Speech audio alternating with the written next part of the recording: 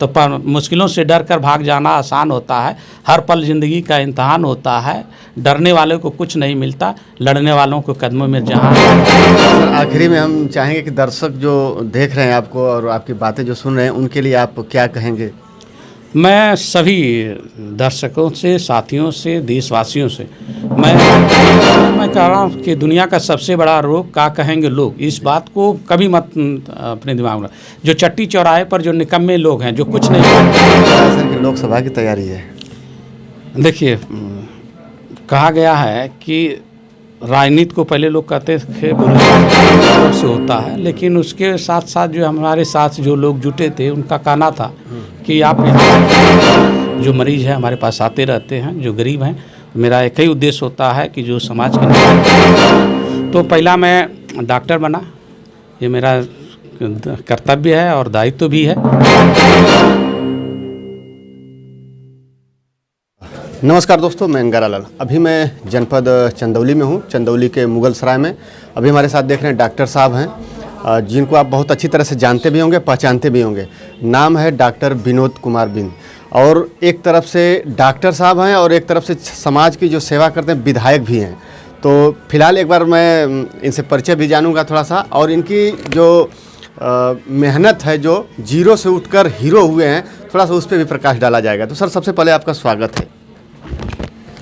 आपका बहुत बहुत धन्यवाद, आप कवर करने के लिए, इसके लिए मैं आपको धन्यवाद देता हूं। और मैं इस बच्ची को, जो देश की बेटी है, उसको मैं ढेर सारी शुभकामनाएं और बधाई देता हूं, और ईश्वर से यही प्रार्थना करता हूं कि जो इसकी इच्छा है उसको माँ विंध्यवासिनी भगवान इसकी पूरा करे। जहां तक हम लोगों का सहयोग होगा, उस बच्ची के साथ हम लोग खड़े हैं।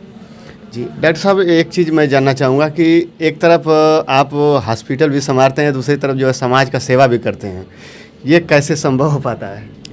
देखिए, स्वामी विवेकानंद जी कहे थे कि जो आदमी कहता है कि मैं बहुत व्यस्त हूँ, इसका मतलब वो अस्त व्यस्त है। क्योंकि हमको 24 घंटे में अपने समय को मेंटेन करना होगा कि कितने समय में मेरा जो दायित्व है, पहले जो हमको दायित्व मिला है, जो मेरा कर्तव्य है, कितने कितने समय को बांटूं।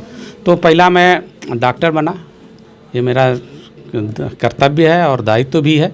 तो पहले कर्तव्य को निभाते हुए, अपने दायित्व को निभाते हुए, सुबह मैं 7 बजे 8 बजे घर से निकलता हूँ, मरीज़ को देखता हूँ। मरीज़ के देखने के बाद फिर जो है 2-3 बजे के बाद मैं अपने क्षेत्र में जाता हूँ, क्षेत्र की जनता, क्योंकि वो भी हमको जो दायित्व दिए हैं उनको उस दायित्व को निभाना है।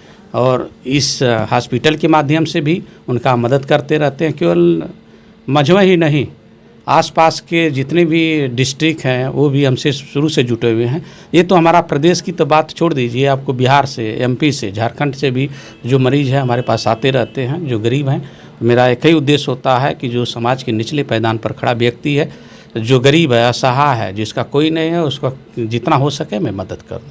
इसलिए मैं जो है अपना टाइम जो है कभी भी अननेसेसरी कामों में मैं नहीं खराब करता हूँ। कहीं मैं घूमने के लिए मैं नहीं जाता हूँ। मैं स्टूडेंट लाइफ से, मैं विद्यार्थी जीवन से लेकर अब तक, कभी तक मैं अपने देश के ही बहुत ऐसे जगह होंगे मैं नहीं जा पाया हूँ। गिने चुने जगहों पर जाता हूँ, क्योंकि मुझे लगता है कि नहीं, इतने टाइम मैं जाऊँगा तो जिस उद्देश्य से मैं बना, ज़िंदगी तो सब लोग जीते हैं, अगर अपने ही के बारे में सोचूंगा तो मैं समाज के उन गरीब असहाय पीड़ितों को नहीं सोच पाऊँगा जिसके लिए हम लोग बने। हम उस दर्द को समझ रहे हैं, जिस दर्द से हम आए हैं, उस दर्द को अगर हम लोग नहीं समझेंगे तो नहीं होगा। पढ़े लिखे आदमी का मतलब ये नहीं होता कि हम क्यों नौकरी पा गए, हमको नौकरी मिल गया, हमारी ज़िंदगी गुजर रही है, बहुत अच्छी हो गई, नहीं। पहले हमारी जिम्मेदारी देश के प्रति उत्तरदायित्व होना चाहिए, और हमारे अंदर जो होता है इंसानियत भरी होनी चाहिए। समाज के निचले पायदान पर खड़ा व्यक्ति है, वंचित शोषित गरीब, जो गरीब की कोई जाति नहीं है, उसके चेहरे पर अगर मुस्कान ले जाते हैं तो उससे बड़ा जो है हमारा पूजा कुछ नहीं होती। तो ये मेरा प्रयास रहता है कि हम जो हमसे मिले उसके चेहरे पर मुस्कान लाने का प्रयास करें। आप डॉक्टर पेशे से हैं, और ऐसे में जो मरीज आते हैं उनको तो खुश कर देते हैं, इलाज करके उनको स्वस्थ बना के, लेकिन फिर कैसे दिमाग में सर आ गया कि नहीं अब हम जो है राजनीति में भी प्रवेश करें? तो पहले आपकी राजनीति बाद में आई, और बाद उससे पहले तो डॉक्टर साहब हैं, तो इस तरह से भी तो समाज का सेवा हो रहा था। लेकिन फिर विधायक बनने के बाद ये हाँ, समाज का सेवा दोनों तरफ से होता है, लेकिन उसके साथ साथ जो हमारे साथ जो लोग जुटे थे उनका कहना था कि आप यहाँ से जो भी मदद करते हैं, शादी विवाह, बच्चों की पढ़ाई लिखाई, यहाँ से गरीबों का इलाज, अगर कुछ और पावर रहेगा तो जिसमें हम लोगों का और मदद हो सकती है। तो पहले मैं इस बात पर एग्री नहीं था, और हमारी वाइफ बगल में बैठी है, इस बात से राजनीति सबसे ही उनको चिढ़ होती थी। तो मैं उनको बताया कि हम तो जो भी कर रहे हैं वो अलग चीज़ है, राजनीति में जाने से राजनीति एक ऐसी चाबी है जो सारे ताले को खोलती है, लेकिन उससे पहले जो है शिक्षा एक ऐसा चाबी है जो सब चीज़ों को खोल। तो अगर हम लोग पढ़ लिख कर अपने लोगों के लिए, जो दीन दुखी गरीब है उनके लिए नहीं सोच सकते हैं, तो कोई मतलब नहीं, हमारे और जानवर में कोई अंतर नहीं है। बहुत समझाने बुझाने के बाद तो कहें कि नहीं तब ठीक है। तो मैं जो है राजनीति में आया, और सभी लोगों का जो हमारे बड़े लोग हैं, जो हमारे बुजुर्ग लोग हैं, सबका आशीर्वाद रहा, जनता का सहयोग रहा, और आज मैं इस जगह पहुंचा। आगे भी पता चला है सर कि लोकसभा की तैयारी है। देखिए, कहा गया है कि राजनीति को पहले लोग कहते थे बुरी चीज़ है, चाहे कहीं भी उठा कर देखते हैं, बुरी चीज़ कोई नहीं होती है। अगर अच्छे लोग निष्क्रिय हो जाएं और बुरे लोग सक्रिय हो जाएं तो वहाँ बुरा भी फैलता है। तो हम लोगों का उद्देश्य होता है, पढ़े लिखे लोग हैं तो जो बुरे लोग हैं उनको अलग करना। अगर आप आम की टोकरी लिए हैं और 100 आम है, एक आम अगर सड़ा है तो 100 आम को ही सड़ा देगा। इस चीज़ को हमको समझना, जो सड़ा आम है उसको बाहर करने की ज़रूरत है। अच्छे मानसिकता के लोगों की ज़रूरत है, जिनकी नकारात्मक सोच है वैसे लोगों की ज़रूरत नहीं है। क्योंकि नकारात्मक सोच, मैंने पर जब डॉक्टर था, जब सोशल वर्क कर रहा था, तो मुझे कभी ये समझ में नहीं आया। मुझे लगता था कि हर आदमी बहुत अच्छा है, बहुत अच्छा है, बहुत सब लोग एक दूसरे का भला करना चाहते हैं। लेकिन जैसे राजनीति शब्द जुटा, उस दिन समझ में आ गया कि कितने लोग सही वाले हैं, कितने लोग गलत हैं। उस दिन से समझ में आ गया कि इसमें जो है कुछ ही लोग जो है जो समाज हित के बारे में जानते हैं। जो निचले पैदान पर खड़ा व्यक्ति सब चाहता है कि हमारा भला हो, लेकिन जो आगे बढ़े हुए लोग हैं उनका ये मकसद नहीं होता। वो तो सोचते हैं कि जो पीछे रहे उनको आगे ले जाएंगे तो हमारा कौन जो है, हमको कौन मेरा पैर पकड़ेगा। सर, अभी ये गुंजन कुमारी हैं जो कि विश्व रिकॉर्ड बना के आई हैं अभी, और बहुत से समाज में लोग हैं कि जो लड़कियों को शिक्षा के मामले में आज जैसे भी उनको आगे नहीं जाने देते हैं। तो इस पे सर आप क्या कहेंगे गुंजन? मैं तो बेटी को पहले भी बताया था, और मैं कह रहा हूँ कि दुनिया का सबसे बड़ा रोग क्या कहेंगे लोग, इस बात को कभी मत अपने दिमाग में। जो चट्टी चौराहे पर जो निकम्मे लोग हैं, जो कुछ नहीं करते हैं, उनके जी में वही काम करता, बोलते हैं कि देखो जा रहे हैं डॉक्टर बनेंगे, इंजीनियर बनेंगे, IAS बनेंगे, और इनको चौका बेलन करना चाहिए तो जा रहे हैं पढ़ाई करने। तो उन बच्चियों को भी मैं कई मंचों से बोलता हूँ कि वो लोग कहते हैं तो उनको आप जवाब दो कि तुम्हें दिल तोड़ने का हुनर आता है तो मुझे टूट कर जोड़ने का हुनर आता है। मेरे पंखों के कुतरने की कोशिश न करो, मैं बिन पंखों के उड़ने का हुनर आता है। आपके सामने बच्ची है, उदाहरण है जी।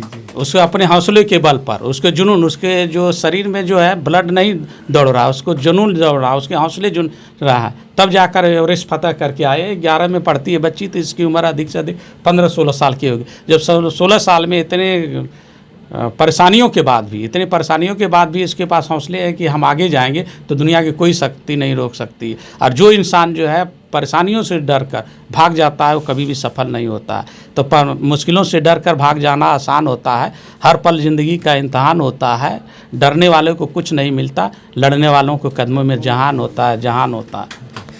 सर, आखिरी में हम चाहेंगे कि दर्शक जो देख रहे हैं आपको और आपकी बातें जो सुन रहे हैं उनके लिए आप क्या कहेंगे?